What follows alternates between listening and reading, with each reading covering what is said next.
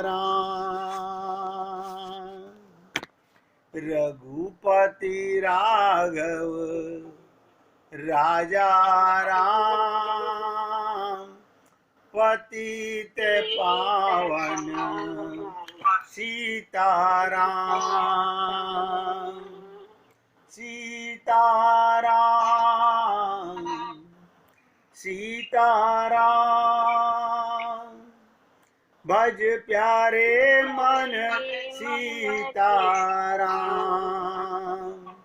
सीताराम सीताराम भज प्यारे मन सीताराम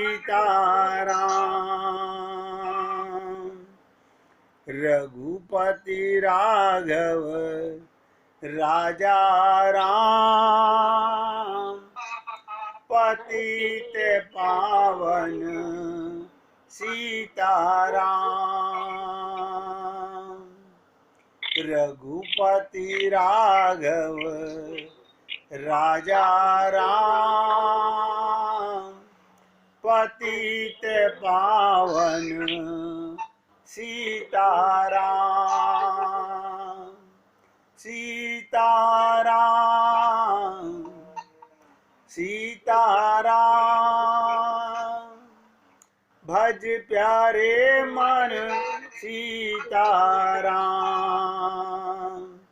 सीताराम सीताराम भज प्यारे मन सीताराम बोलिए सियापति रामचंद्र भगवान की जय राघवेंद्र सरकार की जय जय जय श्री राधे जय जय श्री राधे।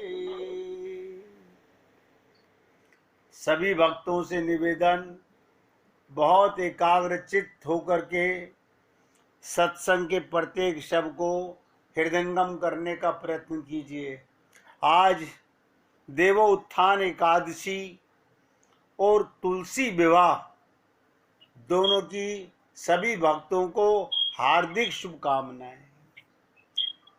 साथ में ये भी समझने का प्रयत्न करेंगे, मैंने अक्सर लोगों के मुख से सुना है कि भगवान को उठा रहे हैं, भगवान को जगा रहे हैं। हमें अपना उत्थान करना है। भगवान अगर सो जाएं तो सृष्टि का प्रलय हो जाए, लेकिन संसार है, क्या कह सकते हैं। देवोत्थान एकादशी, कार्तिक शुक्ल पक्ष की एकादशी देवोत्थान और तुलसी शालिग्राम विवाह और भीष्म पंचक एकादशी, तीन तीन नाम है। भीष्म पंचक एकादशी भी कहते हैं। 5 दिन तक भगवान श्री कृष्ण पांडवों को भीष्म पितामह के पास लेके गए थे और उन्होंने 5 दिन जो उनको ज्ञान दिया, इसलिए इसे भीष्मक पंचक भी कहते हैं। दीपावली के बाद आने वाली कार्तिक शुक्ल पक्ष की एकादशी को देवोत्थान एकादशी, बहुत से लोग देवउठनी एकादशी बोलते हैं, और प्रबोधनी एकादशी भी है। अनेक नामों से जाना जाता है। कार्तिक मास के शुक्ल पक्ष की एकादशी को तुलसी पूजन एवं तुलसी विवाह का उत्सव भी पूरे भारतवर्ष में मनाया जाता है। हम बड़े प्रसन्न होते हैं कि देखो, हम मंदिर में गए थे, हमारे यहाँ किसी ने तुलसी विवाह कराया था, तो ये पता होगा कि तुलसी कौन है,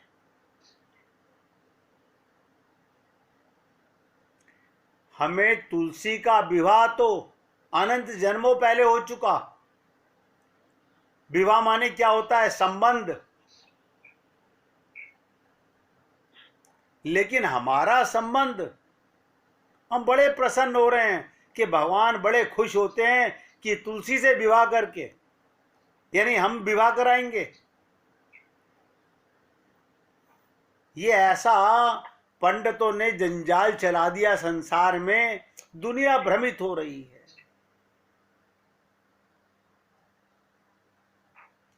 और क्या लिखते हैं? जो व्यक्ति तुलसी का विवाह भगवान से कराते हैं, करते हैं, उनके पिछले जन्मों के सब पाप नष्ट हो जाते हैं। इसका मतलब कुछ ना करके तुलसी का विवाह कर दीजिए, आपके सारे जन्मों के पाप समाप्त हो जाएंगे। लेकिन इसके पीछे बहुत गहरा रहस्य है। आप अपने आप को तुलसी की जगह रख के देखिए और भगवान के साथ अपना संबंध बना के देखिए। मूल चीज तो जीव समझता नहीं। क्यों? हम बुद्धि में जो बातें हमारे को पंडितों ने घुसा दी वो हम समझ लेते हैं। तो तुलसी विवाह का मतलब होता है आत्मा का परमात्मा से संबंध, विवाह होना। उनके पिछले जन्मों के पाप नष्ट हो जाते हैं, क्योंकि भगवान श्री कृष्ण ने गीता में कहा, सर्वधर्माणि परित्यज्य माम एकम शरणम व्रज अहम त्वाम सर्व पापेभ्यो। वो तो भगवान कह चुके, मैं तुम्हारे अनंत जन्मों के पापों को समाप्त कर दूंगा। लेकिन कब? शरणागत होने के बाद। और आप ताज्जुब करेंगे, अगर मैं सत्य बताना चाहूं तो शरणागति 1000 में से एक व्यक्ति बड़ी मुश्किल से कर पाता है। क्यों? मन बुद्धि का सरेंडर करना। हम आध्यात्म में गुरु के सामने, संसार में तो मन बुद्धि लगाएंगे, लेकिन गुरु के सामने, भगवान के सामने हमारा मन बुद्धि नहीं लगेगा, क्योंकि हम सरेंडर कर चुके, हम जीरो हो चुके, हम क्लीन स्लेट हो चुके। शास्त्रों में वर्णन आता है कि आषाढ़ मास की शुक्ल पक्ष एकादशी को देवशयनी, आषाढ़ मास की, आपको याद होगा जब हमने रामचरितमानस की आपके साथ चर्चा चालू की थी तो हमने कहा था ये चतुर्मास, शुक्ल पक्ष की एकादशी, देवशयनी एकादशी से भगवान विष्णु 4 मास तक क्षीर सागर में शयन करते हैं। ये 4 मास भगवान गुरु को जीव सौंप के जाते हैं। जो व्यक्ति ये चतुर्मास अपने गुरु के साथ गुजारता है और उनके चरणों में बैठकर जो लाभ लेता है, उसके हृदय का देवोत्थान हो जाता है।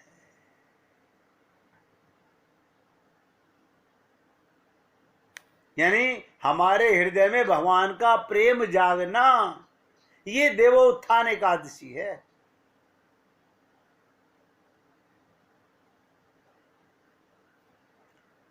ये जो कहावत है कि 4 महीने भगवान ये सृष्टि किसको सौंप जाते हैं? प्रत्येक जीव को गुरु के शरणागत कर जाते हैं। अब जो पक्की शरणागति करता है वो पक्का प्रेम पा जाता है। भगवान विष्णु के स्वरूप शालिग्राम जी और माता तुलसी के मिलन का पर्व तुलसी विवाह हिंदू पंचांग के अनुसार कार्तिक मास के शुक्ल पक्ष की एकादशी को मनाया जाता है। अब ध्यान से सुनिएगा, क्या है आखिर ये, कौन है तुलसी? पद्म पुराण में कथा आती है, राजा जलंधर की पत्नी वृंदा, ये वृंदा जो थी ये राक्षस कुल में ही पैदा हुई थी, और राक्षस कुल के ही समुद्र का पुत्र है जलंधर, इसकी पत्नी है।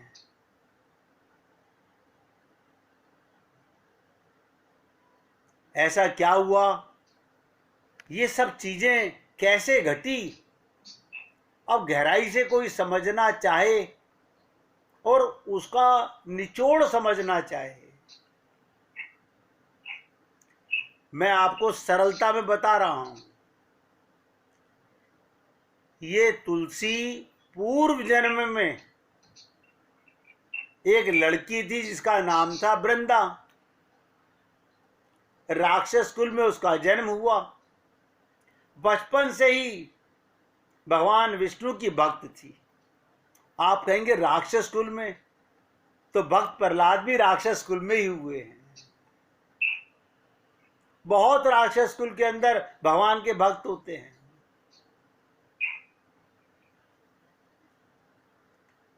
बड़े प्रेम से भगवान की पूजा सेवा अर्चना किया करती थी। क्या करती थी? सुमिरन करती थी भगवान का। जब वो बड़ी हुई तो उसका विवाह राक्षस कुल में दानवराज, राक्षसों के राजा जलंधर से हो गया। और जलंधर, इसका नाम ही ये समुद्र से उत्पन्न हुआ था, इसलिए इसका नाम जलंधर पड़ा हुआ। वृंदा बड़ी ही पतिव्रता स्त्री थी, सदा अपने पति की सेवा किया करती थी। एक बार देवताओं और दानवों में बहुत भारी युद्ध हुआ, लेकिन जलंधर जब जलंधर युद्ध पर जाने लगे तो वृंदावन ने कहा कि स्वामी, आप युद्ध पर जा रहे हैं, आप जब तक युद्ध में रहेंगे मैं पूजा में बैठी रहूंगी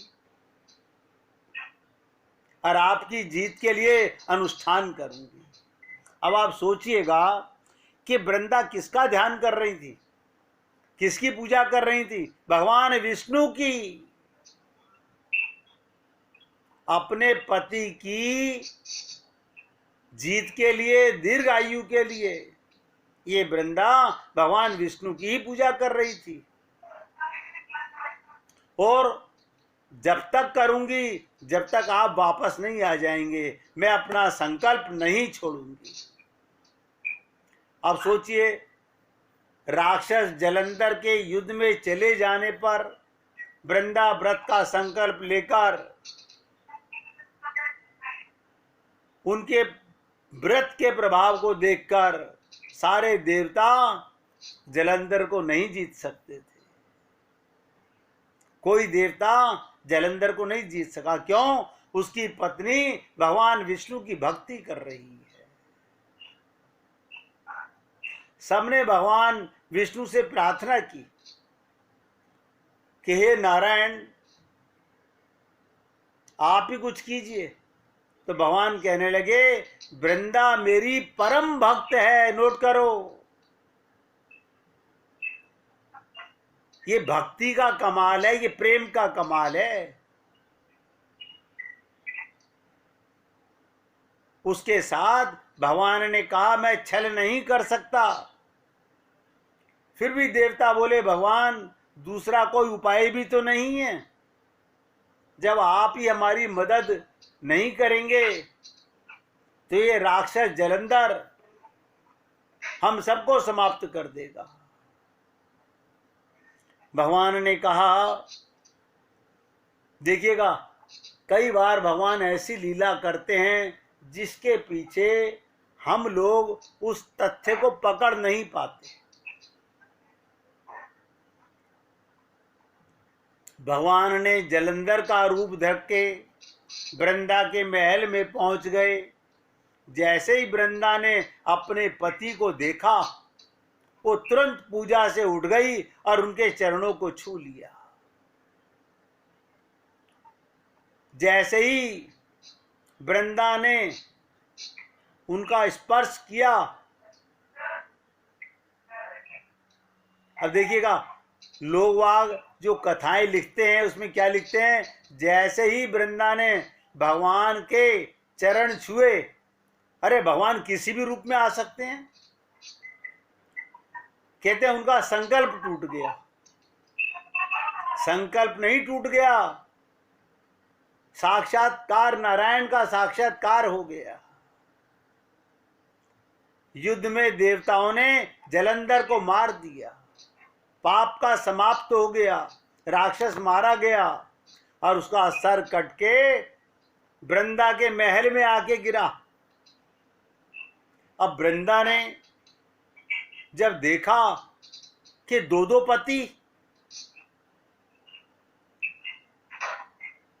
भगवान जलंधर का रूप रख के आए और एक गर्दन कट के महल में आके गिरी, तो सोचने लगी वृंदा, फिर ये जो मेरे सामने खड़े हैं ये कौन हैं? उन्होंने पूछा, आप कौन हो जिसका स्पर्श मैंने किया? तब भगवान अपने असली स्वरूप में आ गए और कुछ नहीं बोले, कुछ नहीं बोले भगवान। वृंदा सारी बात समझ गई। जब भगवान ही वध कराना चाहते हैं तो मेरा व्रत क्या करेगा? लेकिन मैं तो इन्हीं का ध्यान कर रही थी। मैं ध्यान किसका कर रही थी? माना के पति की रक्षा के लिए कर रही थी। ध्यान तो परमात्मा का कर रही थी, पूजा तो परमात्मा की कर रही थी। और भगवान को ये रूप बदल के क्यों आना पड़ा? कहते हैं ना, ये मानव जीव पूर्ण शरणागति से पहले अपने मन बुद्धि की शरणागति में होता है। इस वृंदा ने भी भगवान को श्राप दे दिया और कहा तुम तुरंत पत्थर के हो जाओ। सारे देवता हाहाकार करने लगे, लक्ष्मी जी रोने लगी और प्रार्थना करने लगी। तब वृंदा जी ने भगवान को वापस वैसा ही कर दिया और अपने पति को सर को लेकर वो सती हो गई। जिस ध्यान सुनिएगा, ये वृंदा अपने पति के सर को लेकर जब सती हुई, उनकी राख से एक पौधा उत्पन्न हुआ। तब भगवान विष्णु ने कहा, आज से इस पौधे का नाम तुलसी होगा और मेरा एक रूप शालिग्राम का, क्योंकि मेरे भक्त ने मेरे को श्राप दिया। देखिएगा, आप और हम लोग गहराई से रामचरितमानस में नहीं समझ सके थे कि नारद जी ने भी भगवान को श्राप दिया था। भगवान ने उसे भी आत्मसात किया था। और यहां तो कमाल हो गया, भगवान पहले ही इस वृंदा की भक्ति से इतने प्रसन्न थे। उन्होंने कहा, इसने जो मुझे पत्थर रूप दिया है, शालिग्राम बनाया है, आगे से जीवन में शालिग्राम की पूजा तुलसी के साथ ही होगी। मैं अपने भक्त को इतना ऊंचा दर्जा दूंगा कि भगवान भक्त के साथ पूजे जाएंगे। अब आप सोचिएगा, भगवान भक्त के बस में हो जाते हैं। हम लोग, पंडित जी आप अपने शालिग्राम ले आना, हम तुलसी ले आएंगे, हम विवाह करा देंगे। इससे क्या होगा? हमारे अनंत जन्मों के पाप समाप्त हो जाएंगे। कोई अपने गुरु से जानना नहीं चाहता कि मुझे क्या करना चाहिए। अपने को आत्मा मान के परमात्मा से ही अपना संबंध बनाना चाहिए। शरीर का संबंध संसार से है और आत्मा का संबंध परमात्मा से है। और भगवान ने कहा, जो जीव मेरे प्रेम में, मेरी शरणागति में एक पौधे के रूप में अवतरित हो सकता है, तुलसी के रूप में हो सकता है, अब मैं अपना भोग इसी के साथ स्वीकार करूंगा। तब से ही तुलसी की पूजा सभी करने लगे और तुलसी जी का विवाह शालिग्राम जी के साथ कार्तिक मास में किया जाने लगा। लेकिन कोई ये समझने का प्रयत्न ही नहीं करता। इस वृंदा की राक्षस की पुत्री, राक्षस की पत्नी होने के बावजूद भी ये भगवान विष्णु की भक्ता थी। भगवान भक्त के पराधीन हो जाते हैं।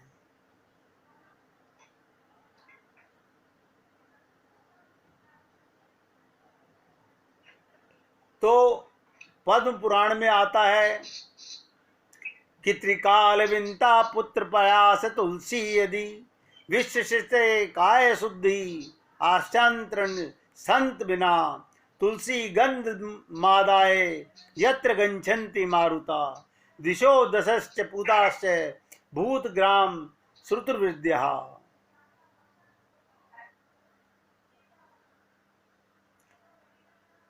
जो व्यक्ति तुलसी के जैसा बनना चाहता है, भक्त बनना चाहता है, पौधा नहीं कि जाही विधि राखे राम ताही विधि रही हो। लेकिन कौन ऐसा करना चाहता है? आज संसार में सब एक ही चीज के पीछे लगे हुए हैं। हम भी पंडित जी को बुला के तुलसी विवाह एक बार तो करा ही लेते हैं। असली चीज है तत्व ज्ञान प्राप्त करके जीव का भगवान के साथ परमानेंट संबंध हो जाना।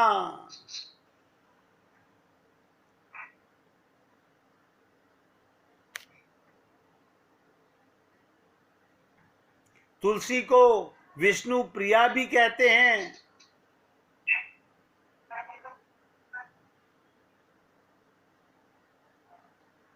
भगवान भी जब जागते हैं तो सबसे पहले प्रार्थना हरि वल्लभा तुलसी की ही सुनते हैं।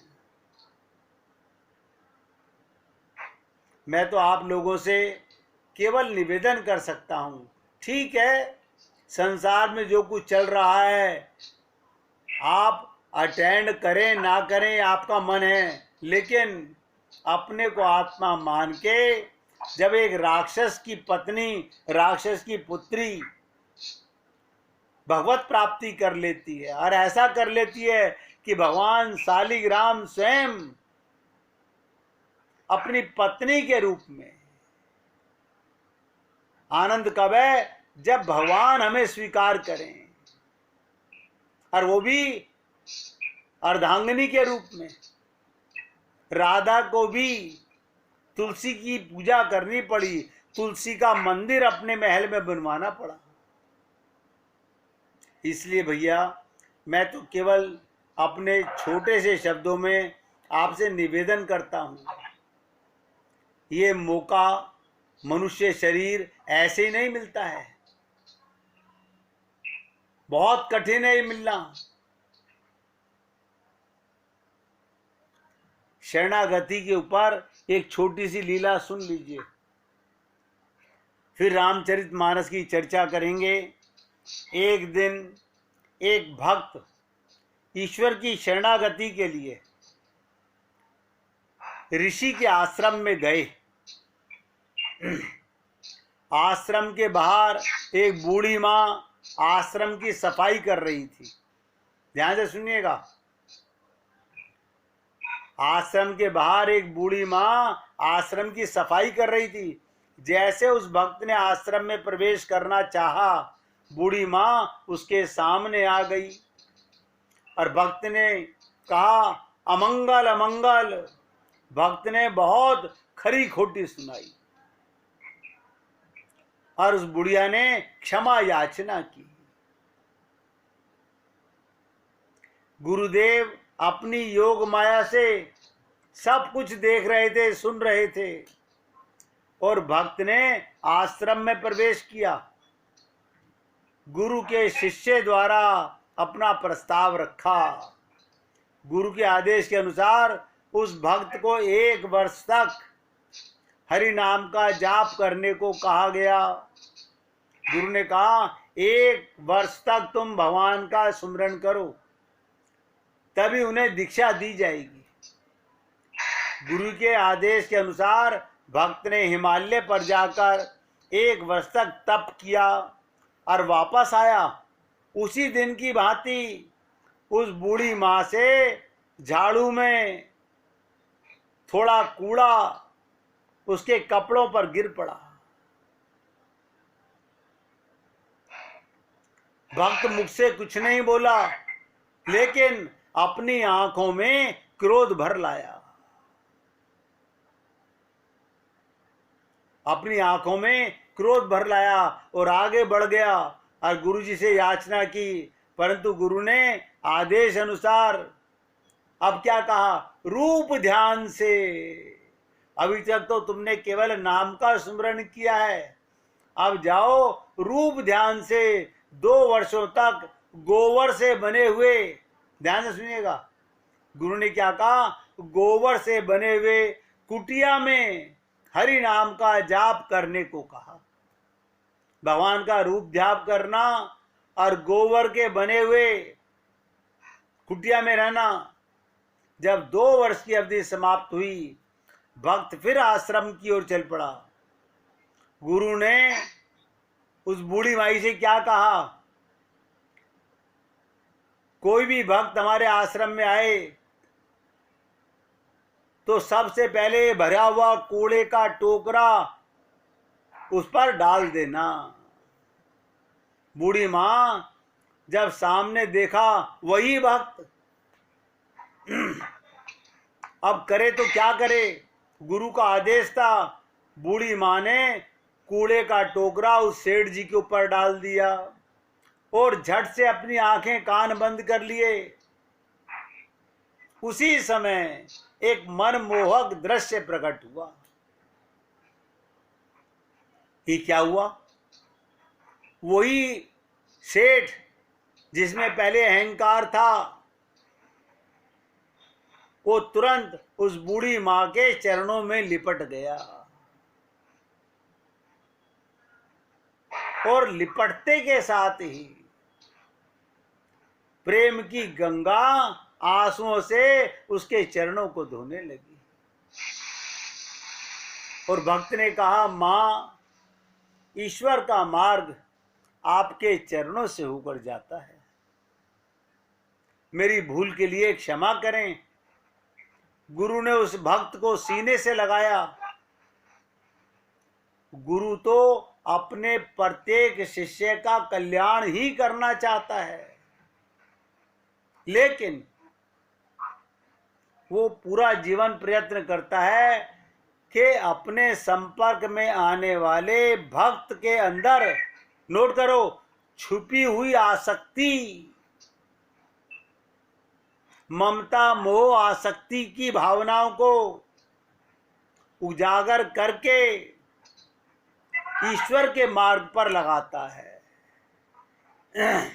इसको ऐसे समझिएगा, गुरु ममता मोह आसक्ति को समाप्त नहीं करता, क्या करता है, इसी ममता, इसी मोह, इसी आसक्ति को भगवान की ओर मोड़ देता है। भैया किसी के यहाँ से बच्चों की आवाज आ रही है, हमारा हाथ जोड़ के निवेदन है,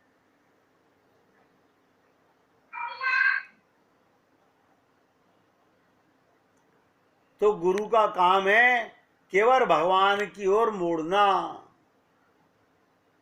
वो तो कल्याण ही करना चाहता है।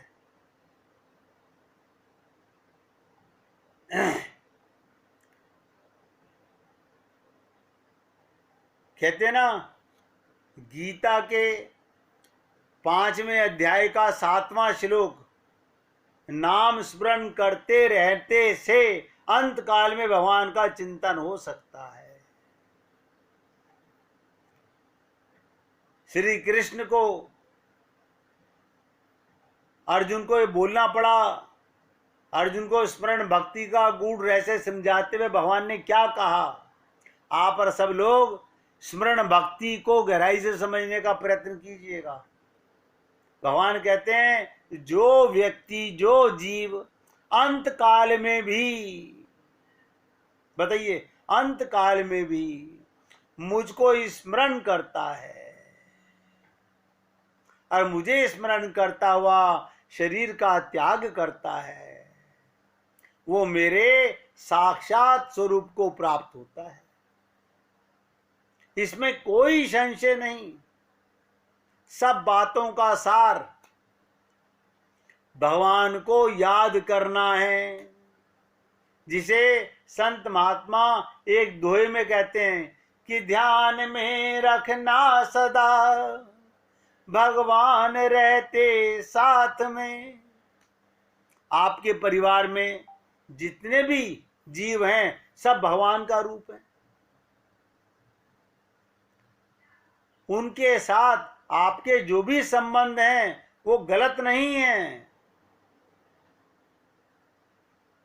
इसलिए भगवान कहते हैं, हे अर्जुन, जो पुरुष, पुरुष माने जीव, जीव माने ये मत समझना कि स्त्री और पुरुष, आत्मा को कहा गया कि जो आत्मा अंत काल में भी मुझको ही स्मरण करता हुआ शरीर को त्याग कर जाता है, वो मेरे साक्षात स्वरूप को प्राप्त होता है। इसमें कोई संशय नहीं। हे कुंती पुत्र अर्जुन, ये मनुष्य अंत काल में जिस भी भाव से स्मरण करता हुआ शरीर त्याग करता है, उसको ही प्राप्त होता है, क्योंकि वो सदा उसी भाव से भावित रहता है। लोग क्या कहते हैं, बस आखिरी समय आएगा तो भगवान का पूजन कर लेंगे। इसलिए हे अर्जुन, तू सब समय में निरंतर मेरा स्मरण कर और युद्ध भी कर। माम सुमरण युद्ध छे, क्या मतलब? संसार के काम करो इंद्रियों से और मन से भगवान का सुमिरन करो। हम क्या करते हैं? इंद्रियों से भगवान की पूजा करते हैं और मन से संसार को, परिवार को प्यार करते हैं। वह यहाँ एक ऐसी त्रुटि हमने अपने जीवन में कर ली, हमने मन संसार को दिया और इंद्रियों से भगवान को ठगना चाहते हैं। भगवान कहते हैं, तुम एक बार मुख से राम ना कहो, इंद्रियों से संसार की सेवा करो। वो मेरी तो सेवा है, लेकिन मेरा मान के करो। तो एक बार मुख से राम मत कहो, मैं तुम्हें प्राप्त हो जाऊंगा। लेकिन हम लोग अपने शरीर का नाता मान करके, बस यहां हमारी गलती है। देखिएगा, रास्ते में टेढ़ी मेढ़ी रस्सी पड़ी हो और कोई व्यक्ति कह दे आगे सांप पड़ा हुआ है, तो आप उससे दूर होके निकलते हो। आपको कोई व्यक्ति कह दे ये मार्ग, रास्ता आगे से बंद है, आप उस पर नहीं जाते हो। लेकिन संत महात्मा हम जीवों को अनंत जन्मों से समझाते आ रहे हैं